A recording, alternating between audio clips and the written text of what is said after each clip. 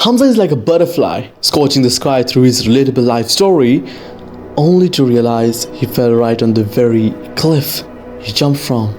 The very self-improvement he preached has proved his character flaws, like a light without a lid, flying in all directions, from his dad era to dating era to money era, swirling in circles, shedding his Adonis mask he wore as a facade. And it's not even his fault. His whole life he had this freezing traumatic response, which is like a cage where if you want to free yourself, you have to push. But unfortunately, when he rose to power by becoming the face of self-improvement, he died.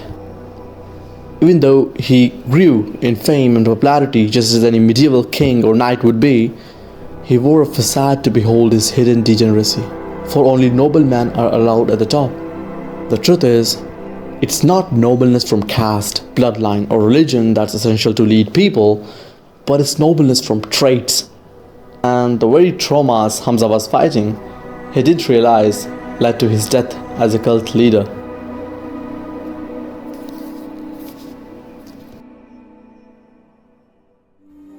On July 18, 2022, Hamza made a video instructing everybody to stop using Instagram. But the only catch was, he used it himself. Alright, it's not that bad, apart from the fact that this just reduces the trust proportions from any leader, but that shouldn't only show character flow, right? Right?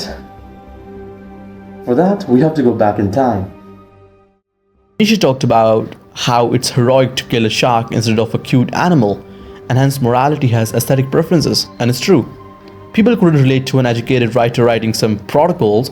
Here Hamza came to be relatable as he was a similar beef from our town, and he was preferred. And that is exactly why his justifications to his weird jittery bee personality like a chameleon is invalid, for he has influenced a lot of younger generations. One of the major flaws though he had was his ever-changing chameleon personality, which not only proved him as untrustable or unworthy, but revealed him as a morally failed man. And I don't mean to offend by shooting arrows at anyone, but no man can return from his fatherhood chapter to his dating chapter back, bro. That is not how leaders behave, Hamza. Neither any king ever did this, nor a noble trait accept this as a pure blood behavior. This chameleon behavior forces him to jitter horizontally rather than his prediction to vertical growth. And soon, the coruscating light ended up fusing, and the factors that took Hamza to the top started killing him there. One of the crucial laws of power is discover each man's thumbscrew, or everyone has a weakness, a gap in the castle wall. The weakness is usually an insecurity, an uncontrollable emotion or need. It can also be a small secret pleasure. Either way, once found, it is a thumbscrew you can turn to your advantage. Perhaps I was just an analytical person who could see people on a canvas behind their clothes and skins to their pleasure, pain, and never-ending flows, just like for Hamza, whose first psychological flow was preacher personality. Nishola Mishavli, in his seminal work, The Prince, hints about a person, Savonarola, as an example of a ruler who failed due to his inability to wield power effectively. Mishavli argues that Savonarola's downfall was due to his reliance on faith and preaching rather than practical and strategical political action. Who was Savonarola? He was an Italian preacher active during Renaissance Florence around the late 1400s. He preached religious and pure living as a Christian, which for the society was an excellent use of opinions, but he spoke a lot against corrupted clergy, religious leaders, and other laity people, which contradicted his niches of opinions.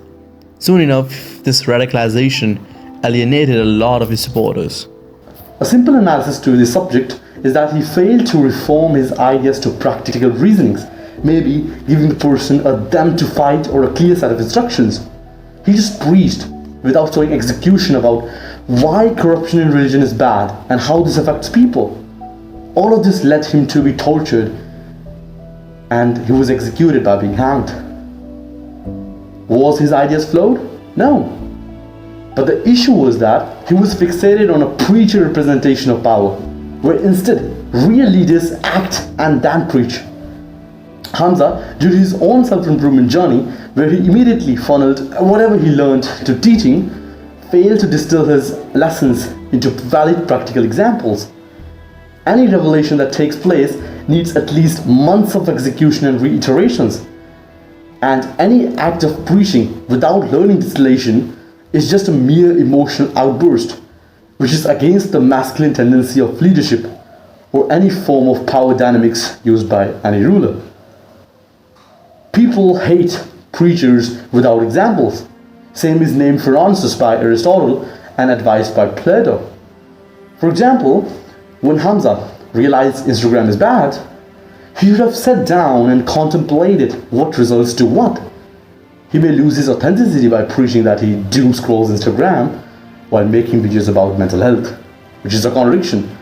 And he may also get banned by speaking against Instagram. And when he did got banned, he full-scale launched the war, instructing everyone to delete Instagram, only to recreate a profile later on for himself. And he created a poll asking everyone their opinions. Opinion? He picked up the minority who reinforced his desire to get back on for social validation while ignoring the majority criticizing him.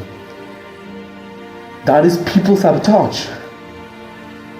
There is a difference between peasants and kings. Even though fundamentally we are the same being with the same insecurities, but something creeps behind their neck. And that distills Hamza's another flaw: lust for power.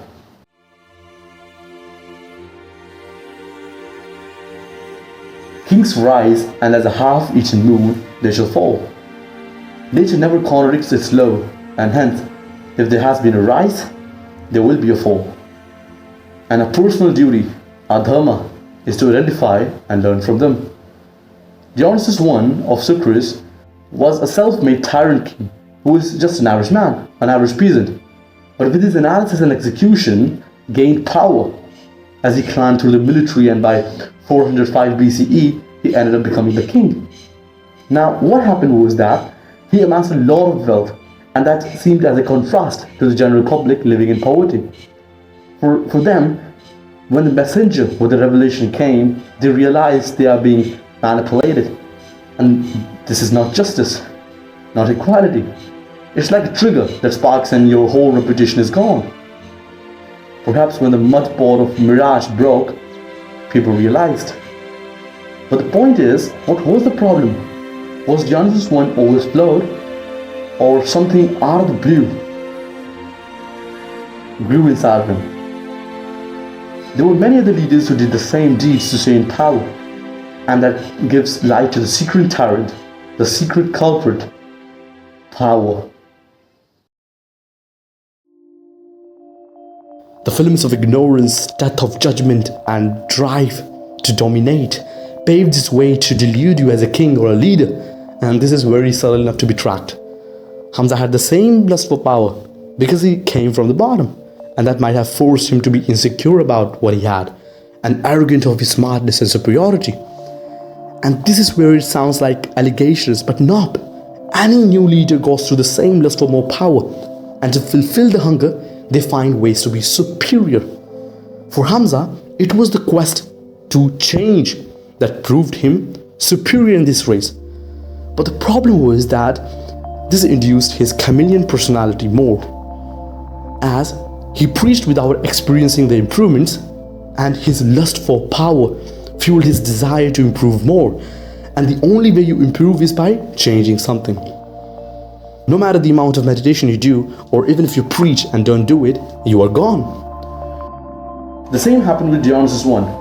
After living a lavish life of poverty and a poor life of nobleness, he was exiled, and he ended up dying by 367 BCE. Just put yourself in the shoes of old Dionysus I, in his deathbed, writing poetry, and envisioning a deep nostalgia of his rise from nothing to nothing.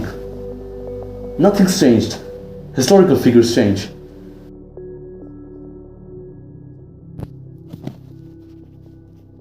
Personally, I believe any sort of analysis is integral to our life and the masculine way to live. And fortunately enough, I tend to have a tendency to analyze from a neutral viewpoint. apart from any insecurity, pain, desire, or purpose, which is quite rare, as even if you dig through many philosophers and critical thinkers, their thoughts were shaped by some external emotion or if when something happened to them. And this is true for everyone, from leaders and philosophers to people and slaves. Even if power corrupts kings, presidents, dictators, and for reference people like Hamza, it's quite natural. But something differentiates Hamza. It's something that he was fighting all this time, and he never realized when this fight became a run, and then his acceptance of the very own enemies, all while he thought he won. It was his traumas. Friedrich Nietzsche said, "He who fights with monsters should be careful, lest he thereby become a monster. And if you gaze long into the abyss also gazes into you." It's important for me to first explain the nature of traumas and the relation with this power. The critical point is, traumas are unanimous for everyone. People have their own interests, insecurities, and traumas. Though kings mask their traumas to stay at power by ignoring. And this ignorance is often linked to a fact that most kings know that insecurities spawn and crawl at the bottom, among the peasants. But they fail to realize to break out of the cycle of their own, they have to get in the dirt. Virtue said, unlimited power is apt to corrupt the mind of those who possess it. The problem is that these manosphere leaders have been corrupted by power, and they don't realize it, for they have their own insecurities. But the problem is the transition between a simple insecurity, for example, desperation for money, success and fame, to having achieved it, and hence all of this gets covered in a new packaged layer behind power. And power in itself is a beautiful philosophical subject, and I guess I will cover this in an episode later on, though I did talk about this a lot in the throne chair and power episode. Back to what we were discussing, all of the manosphere leaders, especially Hamza in general, were just Dionysus I, and have faced real cruelty of the world, and that's the whole damn point. And this insecurities stem dirty desire. And as Hamza acted on his impulse, Andrew acted on his impulse, Iman acted on his impulse, all these manosphere leaders acted on some kind of impulse. And even though that's just a stage you have to go through, they never ended up actually fixing them. Firstly, because that contradicts their achievement factor, how they became successful in the first place.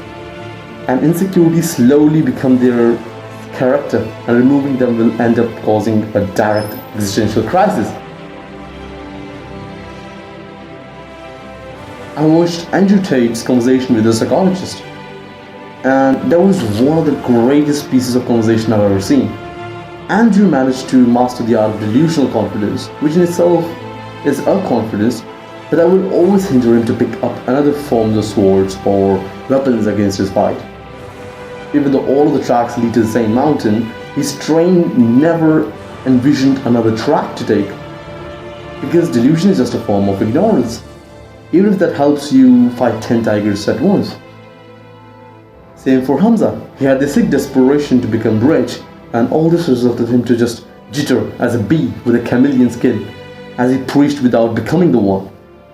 And that makes his psychological flows exceed tolerance, because he is in the content space. The time ratio between learning and solid execution has always been less. Even though he started working out and meditating, he ended up in a completely different circle of later preaching about meditation, but not doing it himself. And it's not his fault, even though it is. But it's the insecurities that led him to develop a learn and teach mindset without proper execution. His whole life resulted in the development of a weak, traumatic kid who freezes. Maybe the child beating, traumas, and his desires forced an existence of his inner impulse to force create a virtual identity by being someone else to hide his pain and not be this traumatic kid anymore. And unfortunately, this virtual identity has forced him to develop an evil satire of faking to be trusted, respected, and understood. Soon enough, he started showing the contradictions with relationships while making wholesome fatherhood videos, and then out of the blue, coming back to the dating scene. And this shows how irreversible a degen drug and casual hookup days are in general. The insecurities are like a crawling shark window merging to an existence far in some unforeseen forest. And out of a sudden, there's a shattering sound. It appears Hamza is hurt. But there was always a darker truth to that. Hamza was always hurt. But what is that? Seems the dawn is coming and there is an overall consensus. For when the light glimmers on insecurities, the sparkle a sense of pain, a deep desire to be remembered. For the action of the subconscious contradicts the set stereotypes based upon real actions. For Hamza, if he hadn't saved so many lives, he would have been forgotten, just like the way many skeletons in a dark wooden house have.